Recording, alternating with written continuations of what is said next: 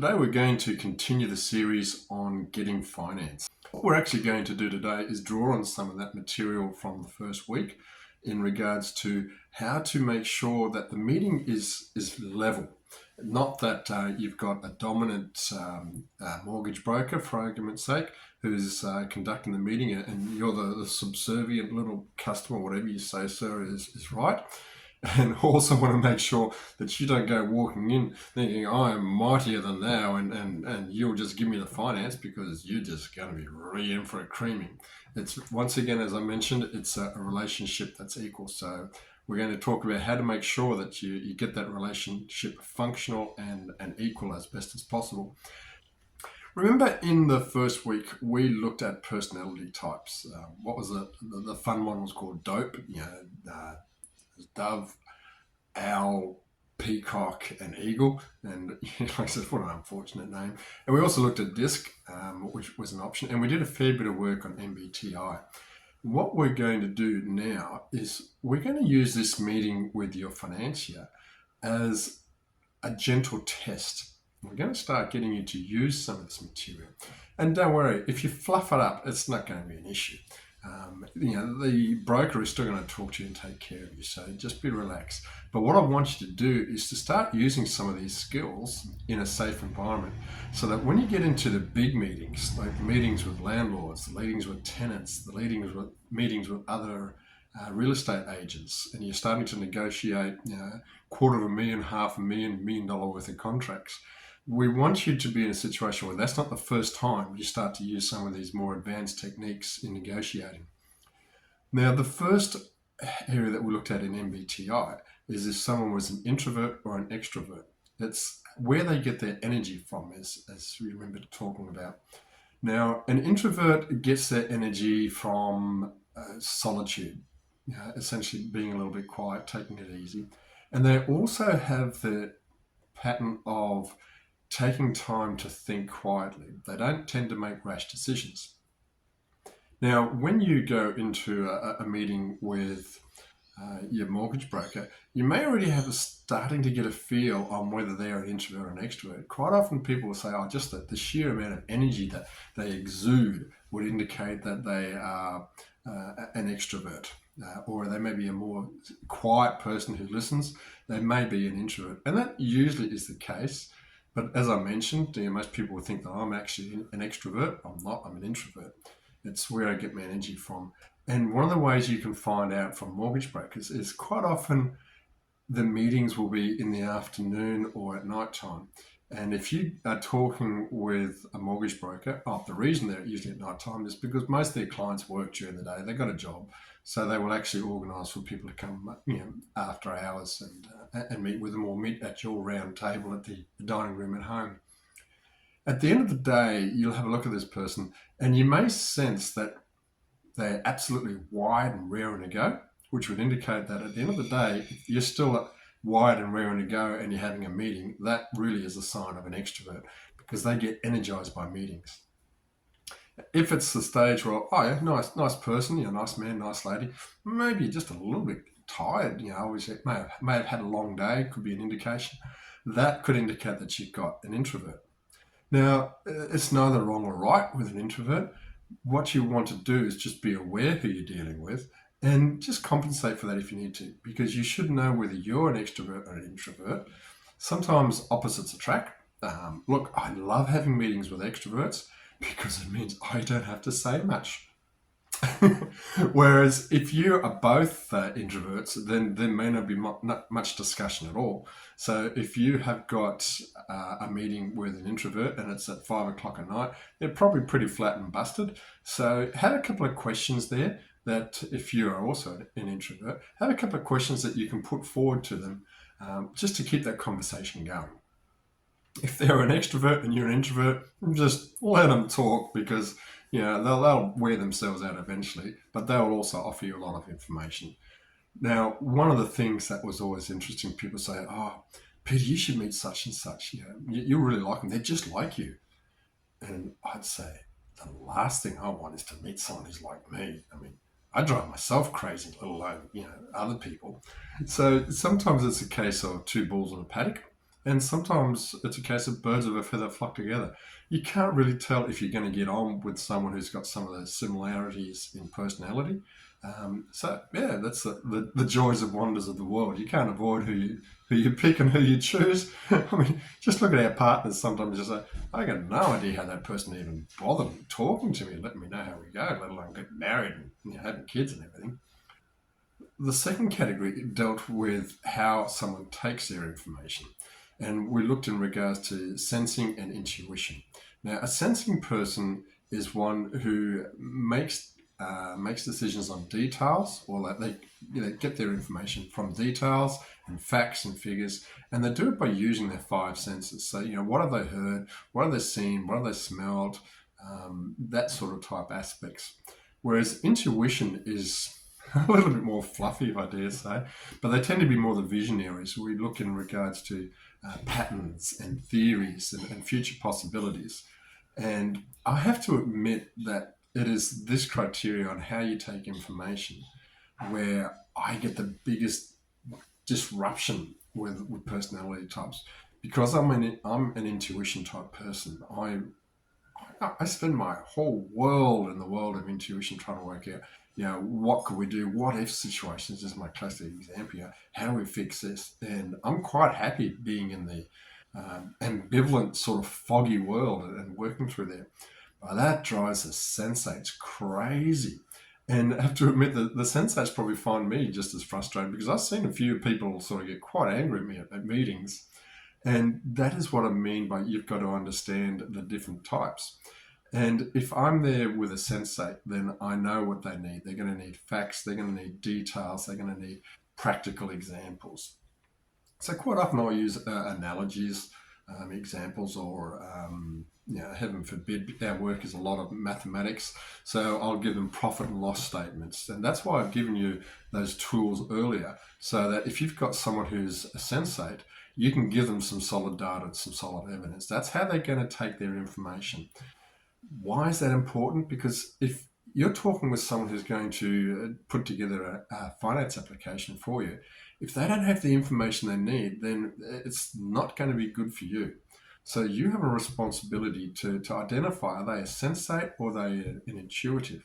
If they're an intuitive, they may have a look at, okay, I want information on, what type of property you're going to look for, what type of tenant are you going to look for? What is, the what's and the hows and the when, those sort of type questions is the domain of intuition type people. So make sure you've recognised if it's someone who's looking for facts and details through their senses, or is it someone who's looking for patterns and theories? So they would look at things like benchmarks. Do they fit in that area as a benchmark? That's the sort of type of area that you're looking for. And then we have a look at how people make decisions. So that was the thinkers and the feelers. The thinkers look at making decisions based on logic and objective analysis. And I'm a chess player. Guess what type I am? Definitely a thinking. And the feeling is based on values and impacts on others. It doesn't you're probably not going to find a lot of feelers in mortgage broking because their world is very much in regards to ticking boxes and going through logic and objective. To make the world a better place. It may be more in relation to the company they work for. If it's a company that is high on values and carbon neutral, and they may have programs to help the homeless. Those sort of type aspects is where they would get the feeling criteria. So once again, have an understanding on how they make decisions. Is it based on logic and objective analysis, which it probably will be for a mortgage broker? Remember how I said certain personality types will go into certain industries, as opposed to those who like values and impact on others, probably not going to be mortgage brokerage, or if they are, they're probably more in the corporate sector rather than the number crunching area of making decisions on finance applications or getting them through for you. And the final aspect is how they deal with the outside world. Not too much of an issue in this sort of type meeting when you're talking about getting finance. But what you've got is those who are judges and those who are perceivers. And the judges, they prefer structure, organisation and closure. Whereas the perceiving people, they are more on the flexibility, the spontaneity, and keeping options open. And I have to admit, once again, this is the one that drives me a fair bit crazy. Not as crazy as the sensates versus intuition, but the fact that I like to progress things in a sale, for argument's sake. And sometimes you'll have a client says, "Oh, I just want to keep my options open. I don't want to put an offer in yet, or oh, I want to have a look at putting all these clauses in a contract, so I've got opportunities to get out if I need to." That is the conflict that you have with judging and perceiving, or J's and P's. Once again, it's more for yourself in this instance rather than trying to work out your mortgage broker. If you are in a perceiving mold, you may feel a little bit uncomfortable when you're dealing with a mortgage broker, as you would probably an accountant, because you don't have a lot of that flexibility, spontaneity. Is very much a domain that's controlled by somebody else, and they have their own boxes and bureaucracies to work with. Now, if you're someone who dreads ringing up Centrelink or dreads ringing up the Australian Taxation Office, then odds are you're probably a perceiving person rather than a judging person. Let me see that. So that will give you the aspect. So how do I want you to use this? All right, that's a good question, and I'm glad you asked. Thank you very much. I would have probably 2 or 3 key questions that you want to present or get answers on, and they'll be your own personal questions. Maybe some like interest rate, or how long will it take, or what is the process. 2 or 3 that you want to have a look at. But write on that piece of paper, the different personality types, introversion, extroversion, and just have little boxes. And if you get some sort of indication, then just put a circle around. And if you can't get all 4 of them, don't, because remember, it's a continuum. This is probably the first time you've used it, so you may get it wrong. Don't be too rough on yourself to get it.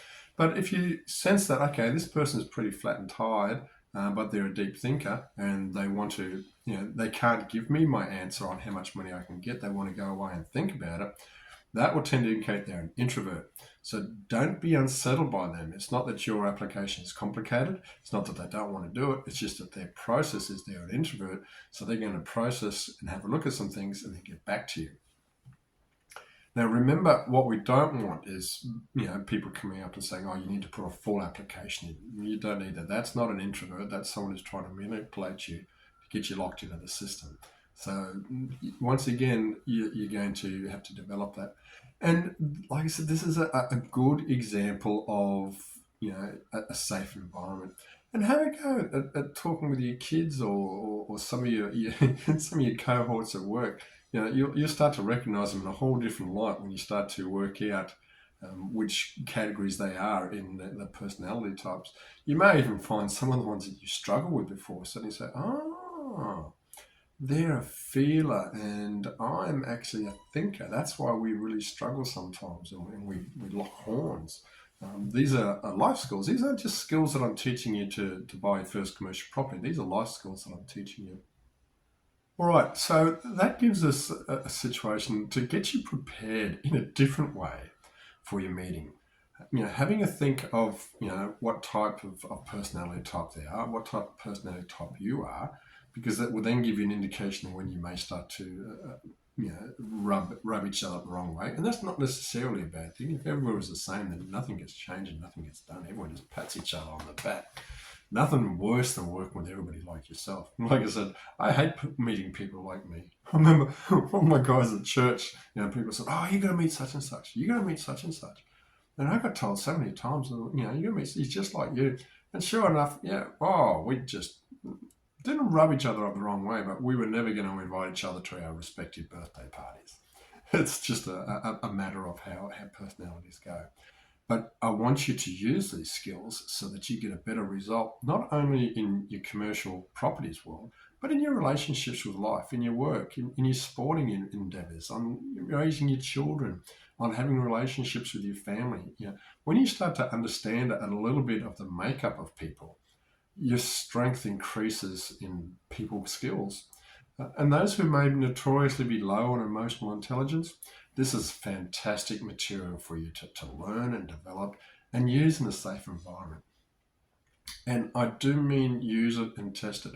because in some of the videos later on, we're going to be using this at a high level degree, and it's one of the big ways for you to save hundreds of thousands of dollars. So that's one thing to look forward to. Meanwhile, in the next video, we're going to assume that you've got your finance, and we're going to start allocating the budget. Just because they give you $1 million doesn't mean you're going to go and buy yourself $1 million property. No, it doesn't work that way. We're going to have a little bit more discernment and a little bit more long-term view of the future, and to make sure that you're going to have a solid proposal that'll work through things. So yeah, we're going to work on allocating your budget in the next video. So let me know in your comments how you go at your meeting, what worked, what didn't work, what personality type you are, what you found them to be. Did you have fun? Did you crack up? Did it all fall in a heap and they thought you're just some weirdo person, but they're going to process your application anyway? There's lots of fun that can be had. All right, take care and God bless. This is Peter from Bundaberg Commercial.